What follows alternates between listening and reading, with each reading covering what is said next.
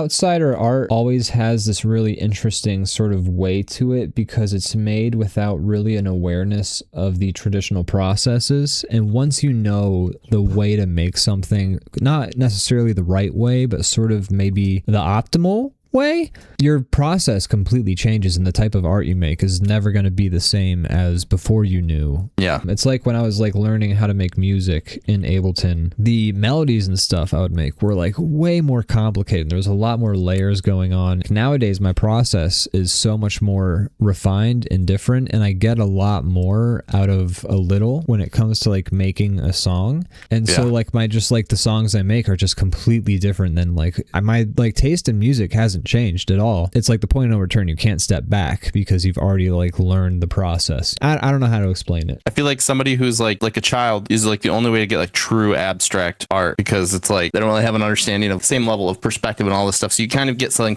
like really pure, like just pen to paper creativity without the like, well, it should look this way, you know. Not only that, but they haven't been influenced yet by culture. True. Like, the kids aren't really like super aware of a stick figure, and like they don't have like their way of doing a stick figure. These are drawings not going for stick figures. They've probably seen a stick figure at this point, but maybe they're shown a stick figure and they don't think like, oh, this is the way I can draw a person right now, which is how I think a lot of people view stick figures. Is like, sure, you could technically try and draw a better drawing, but it would look probably not amazing and not like what you hoped for, and that's embarrassing. And by drawing a stick figure, you sort of absolve yourself of that embarrassment because it's just going to be a stick figure. You can only do so much with it. So it's a low barrier for entry, but it's also a low barrier for embarrassment in a way. And you shouldn't be embarrassed to have a drawing that doesn't look the way you hoped. I've never had a drawing that looks the way I hoped it would look. It's just part of the process. Never?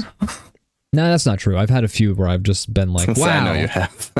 But it's rare, man. It's so fucking rare where like I drew a drawing and it looks good as or better than what I pictured in my head. It's rare. It happens, and those are my favorite drawings, obviously. But you know, it's not going to happen all the time. And like the only way you're going to sort of improve that ratio is by practicing and getting better and learning and doing lessons and studying. What I hear there is that you're hungry. You draw something and you're like, no, I can do better. You know, exactly. You're always striving for more. It's never enough. I'm insatiable.